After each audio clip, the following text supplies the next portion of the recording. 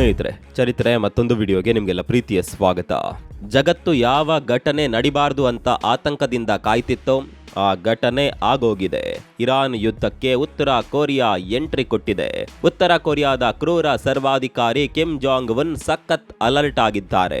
ಯಾವ್ಯಾವ ದೇಶಕ್ಕೆ ಮಿಸೈಲ್ ಹಾರಿಸಬೇಕು, ಎಲ್ಲಿಗೆ ಅಣುಬಾಂಬ್ ಹಾಕಬೇಕು ಅಂತ ಪ್ಲಾನಿಂಗ್ ಮಾಡ್ತಿದ್ದಾರೆ. ಖುದ್ದು ತಾವೇ ಉತ್ತರ ಕೊರಿಯಾ ರಾಜಧಾನಿ ಪೋಂಗ್ಯಾಂಗ್ ನ ವಾರ್ ರೂಮ್ ನಲ್ಲಿ ಕೂತ್ಕೊಂಡು ಇರಾನ್ನ ಕ್ಷಣದ ಬೆಳವಣಿಗೆಗಳ ಬಗ್ಗೆ ಅಪ್ಡೇಟ್ಸ್ ಪಡಿತಿದ್ದಾರೆ.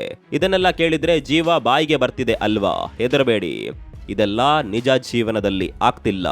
ಉತ್ತರ ಕೊರಿಯಾ ಯಾವ ಯುದ್ಧಕ್ಕೂ ಬಂದಿಲ್ಲ. ಕಿಮ್ ಜಾಂಗ್ ಉನ್ಗೆ ಯುದ್ಧ ಮಾಡೋದಕ್ಕೆ ಇನ್ನೂ ಕೂಡ ಚಾನ್ಸೇ ಸಿಕ್ಕಿಲ್ಲ. ಆದ್ರೆ ಇದೇ ಕಾರಣಕ್ಕೆ ಸೋಷಿಯಲ್ ಮೀಡಿಯಾದಲ್ಲಿ ಈಗ ಕಿಮ್ ಜಾಂಗ್ ಉನ್ ಸಖತ್ ಟ್ರೋಲ್ ಆಗ್ತಿದ್ದಾರೆ. ಪಾಪ ಕಿಮ್ಗೆ ಯುದ್ಧ ಮಾಡೋದಕ್ಕೆ ಅವಕಾಶ ಸಿಕ್ತಿಲ್ವಲ್ಲ ಅಂತ ಅವರ ಫ್ಯಾನ್ಸ್ ಅಂದ್ಕೊಂಡಿರೋರು ಸೋಷಿಯಲ್ ಮೀಡಿಯಾದಲ್ಲಿ ಮೆಮ್ಸ್ ಹರಿಬಿಡ್ತಿದ್ದಾರೆ. ಒಂದ್ ಕಡೆ ಇರಾನ್ ಮಿಸೈಲ್ ಹಾರಿಸ್ತಿದೆ, ಇನ್ನೊಂದ್ ಕಡೆ ಇಸ್ರೇಲ್ ಅಟ್ಯಾಕ್ ಮಾಡ್ತಿದೆ. ಅಮೆರಿಕ ಕೂಡ ರಂಗಕ್ಕಿಳಿದಿದೆ. ಆದರೆ ಜಗತ್ತಿನ ಡೇಂಜರಸ್ ವಿಲನ್ ಅಂತಾಲೆ ಕರೆಸಿಕೊಳ್ಳುವ ಕಿಮ್ ಜಾಂಗ್ ಉನ್ ಮಾತ್ರ ಗಪ್ ಚುಪ್ ಆಗಿದ್ದಾರೆ. ಈ ವಿಷಯವನ್ನೇ ಇಟ್ಕೊಂಡು ನೆಟ್ಟಿಗರು ಕಾಲೆಳೆಯುತ್ತಿದ್ದಾರೆ. ಆದರೆ ನಿಜಕ್ಕೂ ಮಿಡ್ಲ್ ಈಸ್ಟ್ ಯುದ್ಧದಲ್ಲಿ ಉತ್ತರ ಕೊರಿಯಾ ಪಾತ್ರ ಏನೂ ಇಲ್ವಾ? ಇಡೀ ಜಗತ್ತಿನಲ್ಲಿ ಉದ್ವಿಗ್ನತೆ ಇರುವ ಟೈಮ್ನಲ್ಲಿ ಕಿಮ್ ಸುಮ್ನೆ ಕೂರ್ತಾರಾ? ಅಸಲಿಗೆ ಏನಿದು ಮೆಮ್ಸ್? ಯಾಕಿಷ್ಟು ವೈರಲ್ ಆಗ್ತಿವೆ? ಎಲ್ಲವನ್ನ ತೋರಿಸ್ತೀವಿ ನೋಡಿ.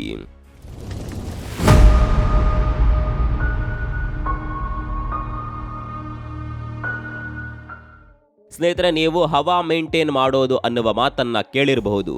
ಹಂಗಂದ್ರೇನು ಗೊತ್ತಾ? ಜಗತ್ನಲ್ಲಿ ಎಂಥದ್ದೇ ಪರಿಸ್ಥಿತಿ ಇರ್ಲಿ, ಎಲ್ಲಾ ದೇಶಗಳ ನಾಯಕರಿಗೂ ಒಂದು ಭಯ ಇದೆ.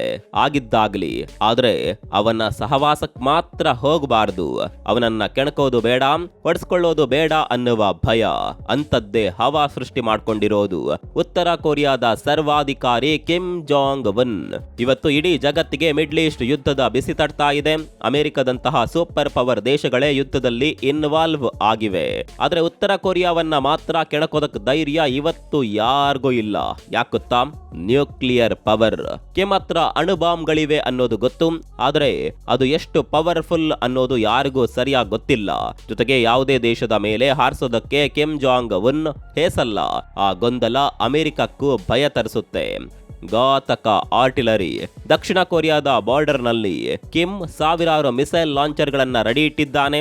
ಒಂದು ಸಣ್ಣ ಕಿಡಿ ಹೊತ್ತಿದ್ರು ಕೆಲವೇ ನಿಮಿಷಗಳಲ್ಲಿ ದಕ್ಷಿಣ ಕೊರಿಯಾ ರಾಜಧಾನಿ ಸಿಯೋಲ್ ನಗರ ಸ್ಪರ್ಶಾನವಾಗುತ್ತೆ. ಯುದ್ಧ ಶುರುವಾದ್ರೆ ಮೊದಲ 15 ನಿಮಿಷದಲ್ಲೇ ಸಿಯೋಲ್ ಮೇಲೆ 10,000ಕ್ಕೂ ಹೆಚ್ಚು ಶೆಲ್ಗಳು ಬೀಳುವಂತೆ ಕಿಮ್ ಪ್ಲಾನ್ ಮಾಡಿದ್ದಾನೆ. ಪಕ್ಕದ ಜಪಾನ್ಗೂ ಆತಂಕ ತಪ್ಪಿದ್ದಲ್ಲ. ಅಪಾರ ಸೈನ್ಯ, 12 ಲಕ್ಷ ಆಕ್ಟಿವ್ ಸೈನಿಕರು, 60 ಲಕ್ಷಕ್ಕೂ ಹೆಚ್ಚು ರಿಸರ್ವ್ ಸೈನಿಕರು ಕಿಮ್ ಕೈ ಕೆಳಗಿದ್ದಾರೆ. ಅನ್ಪ್ರೆಡಿಕ್ಟಬಿಲಿಟಿ. ಜಗತ್ತಿನ ದೃಷ್ಟಿಯಲ್ಲಿ ಕಿಮ್ ಜಾಂಗ್ ಉನ್ ಒಬ್ಬ ಅನ್ಪ್ರೆಡಿಕ್ಟಬಲ್ ಪ್ಲೇಯರ್. ಬೇರೆ ದೇಶಗಳಿಗೆ ಒಂದು ಸಿಸ್ಟಮ್ ಅಂತ ಇರುತ್ತೆ, ಆದರೆ ಕಿಮ್ಗೆ ಸಿಸ್ಟಮ್ ಇಲ್ಲ. ಅವನಿಗೆ ಮೂಡಿರುತ್ತೆ, ಅವನು ಯಾವಾಗ ಏನ್ ಮಾಡ್ತಾನೆ ಅಂತ ಅಮೆರಿಕಾದ ಸಿಐಎಗೂ ಗೊತ್ತಾಗಲ್ಲ. ಇರಾನ್ ಮೇಲೆ ದಾಳಿ ಮಾಡೋದಕ್ಕೆ 100 ಸಲ ಯೋಚನೆ ಮಾಡಿದ ಅಮೆರಿಕ ಉತ್ತರ ಕೊರಿಯಾ ವಿಷಯ ಬಂದ್ರೆ ತುಂಬಾ ಕೇರ್ಫುಲ್ ಆಗಿರುತ್ತೆ. ಯಾಕಂದ್ರೆ ಕಿಮ್ ಜೊತೆಗಿನ ಯುದ್ಧ ಅಂದ್ರೆ ಅದು ಬರೀ ಯುದ್ಧ ಅಲ್ಲ, ಅದು ಅಣುಯುದ್ಧ ಅನ್ನೋದು ಎಲ್ರಿಗೂ ಗೊತ್ತು. ಈಗ ಸೋಷಿಯಲ್ ಮೀಡಿಯಾದಲ್ಲಿ ಹರಿದಾಡ್ತಾ ಇರುವ ಆ ಮಿಮ್ಸ್ ಗಳನ್ನ ನೋಡಿ ಜನ ಕಿಮ್ ಜಾಂಗ್ ಉನ್ನ ಎಷ್ಟರ ಮಟ್ಟಿಗೆ ಟ್ರೋಲ್ ಮಾಡ್ತಿದ್ದಾರೆ ಅಂದ್ರೆ ಒಂದೊಂದಾಗಿ ತೋರಿಸ್ತೀವಿ ನೋಡಿ. ಒಂದು ಕಡೆ ಇರಾನ್, ಇಸ್ರೇಲ್, ಅಮೆರಿಕ ಯುದ್ಧ ಮಾಡ್ತಾ ಇರುವ ಫೋಟೋ, ಪಕ್ಕದಲ್ಲೇ ಕಿಮ್ ಜಾಂಗ್ ಉನ್ ತುಂಬಾ ಸಪ್ಪಗೆ ಮುಖ ಮಾಡಿಕೊಂಡು ನನ್ನ ಹತ್ರ ಎಲ್ಲವೂ ರೆಡಿ ಇದೆ, ಆದ್ರೆ ಯಾರೂ ನನ್ನನ್ನ ಕರಿತಾನೆ ಇಲ್ವಲ್ಲ ಅಂತ ಹೇಳ್ತಿದ್ದಾರೆ. ಇದು ಸಖತ್ ವೈರಲ್ ಆಗ್ತಾ ಇದೆ. ಇದಕ್ಕೆ ಫಿಯರ್ ಆಫ್ ಮಿಸ್ಸಿಂಗ್ ಔಟ್ ಮಿಮ್ ಅಂತ ಹೆಸರಿಟ್ಟಿದ್ದಾರೆ. ಅಂದ್ರೆ ನನ್ನನ್ನ ಯಾರು ಕರಿತಿಲ್ಲ ಅಂತ ಅರ್ಥ. Scene number 2. ಕಿಮ್ ತಮ್ಮ ಕೈಯಲ್ಲಿ ಬೈನಾಕ್ಯುಲರ್ ಹಿಡ್ಕೊಂಡು ಆಕಾಶದ ಕಡೆ ನೋಡ್ತಿರುವ ಫೋಟೋ. ಅದಕ್ಕೆ ಕ್ಯಾಪ್ಷನ್ ಏನ್ ಗೊತ್ತಾ? ನಮ್ಮ ಕಡೆಗೆ ಯಾವ್ದಾದ್ರೂ ಮಿಸೈಲ್ ಬರ್ತಿದ್ಯಾ? ಅಪ್ಪಿತಪ್ಪಿ ಒಂದು ಬಂದು ಬಿದ್ರೆ ಸಾಕು, ನಾನು ಯುದ್ಧಕ್ಕೆ ಜಿಗಿಯಬಹುದು ಅಂತ ಕಿಮ್ ಯೋಚನೆ ಮಾಡ್ತಾ ಇರುವ ಮಿಮ್ 3. ಕಿಮ್ ತನ್ನ ಬೃಹತ್ ಗಾತ್ರದ ICBM ಪಕ್ಕದಲ್ಲಿ ನಿಂತು ಪೋಸ್ ಕೊಡ್ತಿರುವ ಫೋಟೋ. ಕೆಳಗಡೆ ಮನೆಯಲ್ಲಿ ಬೆಸ್ಟ್ ಟಾಯ್ಸ್ ಅಂದ್ರೆ ಆಟಿಕೆ ಇದೆ, ಆದರೆ ಜೊತೆಯಲ್ಲಿ ಆಡೋದಕ್ಕೆ ಫ್ರೆಂಡ್ ಇಲ್ಲ ಅಂತ ಬರೆದಿದ್ದಾರೆ. ಅಂದ್ರೆ ಉತ್ತರ ಕೊರಿಯಾ ಹತ್ರ ಇರುವ ಅಸ್ತ್ರಗಳನ್ನ ಯೂಸ್ ಮಾಡೋದಕ್ಕೆ ಯಾರು ಚಾನ್ಸ್ ಕೊಡ್ತಿಲ್ಲ ಅನ್ನುವ ಅರ್ಥ. ಮೇಮ್ 4. ಕಿಮ್ ಕಂಪ್ಯೂಟರ್ ಮುಂದೆ ಕೂತು ಪದೇ ಪದೇ F5 ಅಥವಾ ರಿಫ್ರೆಶ್ ಬಟನ್ ಒತ್ತೋ ಸೀನ್. ಕ್ಯಾಪ್ಷನ್ ಹೀಗಿರುತ್ತೆ: ಇರಾನ್ ಇಸ್ರೇಲ್ ವಾರ್ ಗ್ರೂಪ್ ನಲ್ಲಿ ಯಾರಾದ್ರೂ ನನ್ನನ್ನ ಆಡ್ ಮಾಡಿದ್ರಾ ಅಂತ ಕಿಮ್ ಚೆಕ್ ಮಾಡ್ತಿದ್ದಾರೆ. ಈ ಮೇಮ್ಸ್ ಹರಿದಾಡೋದಕ್ಕೆ ಕಾರಣ ಇಷ್ಟೇ. ಜಗತ್ತಿನ ಬಾರ್ಡರ್ಗಳೆಲ್ಲ ಬಿಸಿ ಆಗ್ತಿದ್ರು, ಕಿಮ್ ಮಾತ್ರ ಯಾಕೆ ಸುಮ್ಮನಿದ್ದಾನೆ ಅನ್ನುವ ಕುತೂಹಲ ಎಲ್ಲರಲ್ಲೂ ಇದೆ. ಆದ್ರೆ ಕಿಮ್ ಜಾಂಗ್ ಉನ್ ಸುಮ್ನೆ ಕೂತಿಲ್ಲ ಸ್ನೇಹಿತರೆ. ಮೊನ್ನೆ ಅಷ್ಟೇ ಅಂದ್ರೆ ಮಾರ್ಚ್ 4ರಂದು ಉತ್ತರ ಕೊರಿಯಾದ ಹೊಸ ನೇವಲ್ ಡಿಸ್ಟ್ರಾಯರ್ ಹಡಗಿನಿಂದ ಮಿಸೈಲ್ ಒಂದನ್ನ ಟೆಸ್ಟ್ ಮಾಡಲಾಗಿದೆ. ಇದರ ಜೊತೆಗೆ ಕಿಮ್ ಪದೇ ಪದೇ ಮಿಸೈಲ್ ಫ್ಯಾಕ್ಟರಿಗಳಿಗೆ ಭೇಟಿ ಕೊಡ್ತಾ ತನ್ನ ಸೈನ್ಯಕ್ಕೆ ಯಾವ ಕ್ಷಣದಲ್ಲೂ ಯುದ್ಧಕ್ಕೆ ಸಿದ್ಧರಾಗಿ ಅಂತ ಆರ್ಡರ್ ಮಾಡ್ತಿದ್ದಾರೆ. ಯುದ್ಧ ನಡೆಯುತ್ತೋ ಇಲ್ವೋ, ಆದರೆ ವರ್ಷ ಪೂರ್ತಿ ಯುದ್ಧಾಭ್ಯಾಸ ಮಾಡ್ತಾ ಆಯುಧ ಪರೀಕ್ಷೆ ಮಾಡೋದನ್ನ ಕಿಮ್ ಬಿಡೋದಿಲ್ಲ. ಈಗ ಒಂದು ಇಂಪಾರ್ಟೆಂಟ್ ವಿಷಯಕ್ಕೆ ಬರೋಣ. ಈ ಇಸ್ರೇಲ್ ಇರಾನ್ ಯುದ್ಧದಲ್ಲಿ ಉತ್ತರ ಕೊರಿಯಾ ಇನ್ವಾಲ್ವ್ ಆಗಿದ್ಯಾ?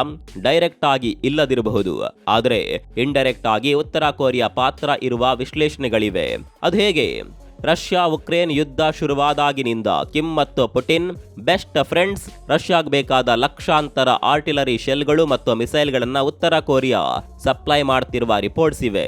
ಇತ್ತ ರಷ್ಯಾ ಮತ್ತು ಇರಾನ್ ನಡುವೆ ಕೂಡ ಒಪ್ಪಂದ ಇದೆ, ಅಥವಾ ರಷ್ಯಾ ಇರಾನ್ ಸ್ಟ್ರಾಂಗ್ ಪಾರ್ಟ್ನರ್ಸ್ ಅಂತಲೇ ಹೇಳಬಹುದು. ಹಾಗಾಗಿ ಉತ್ತರ ಕೊರಿಯಾದ ಆಯುಧಗಳು ರಷ್ಯಾ ಮೂಲಕ ಇರಾನ್ಗೆ ತಲುಪುವ ಸಾಧ್ಯತೆ ಇದೆ.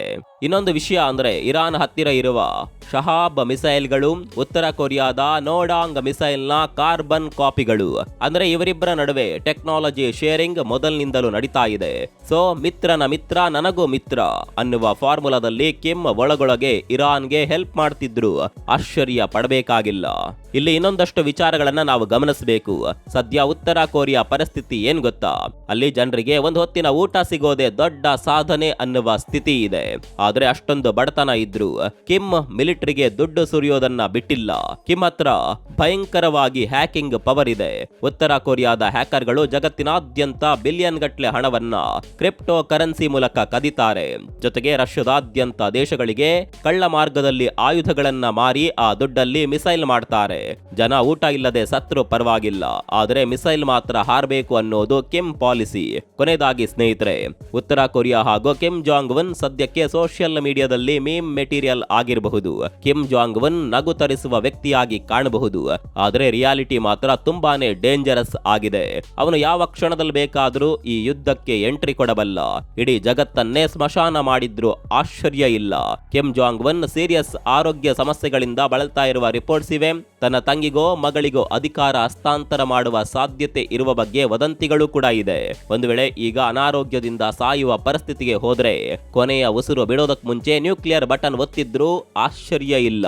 ಅಂತಹ ಡೇಂಜರಸ್ ವ್ಯಕ್ತಿ ಈತ. ಸೊ ಈಗೇನಂತೀರಿ? ಕಿಮ್ ಜಾಂಗ್ ಉನ್ನ ಕೆಣಕೋ ಧೈರ್ಯ ಸದ್ಯಕ್ಕೆ ಯಾರಿಗಿದೆ ಅಂತ ನಿಮ್ಗನ್ಸುತ್ತೆ? ಆತ ಹೀಗೆ ಸೈಲೆಂಟ್ ಆಗಿರೋದೇ ಒಳ್ಳೇದಾ? ನಿಮ್ಮ ಅಭಿಪ್ರಾಯವನ್ನ ಕಮೆಂಟ್ ಮೂಲಕ ತಿಳಿಸಿ. ಮತ್ತೊಂದು ವಿಡಿಯೋದಲ್ಲಿ ಸಿಗೋಣ. ಅಲ್ಲಿವರೆಗೂ ನಮಸ್ಕಾರ.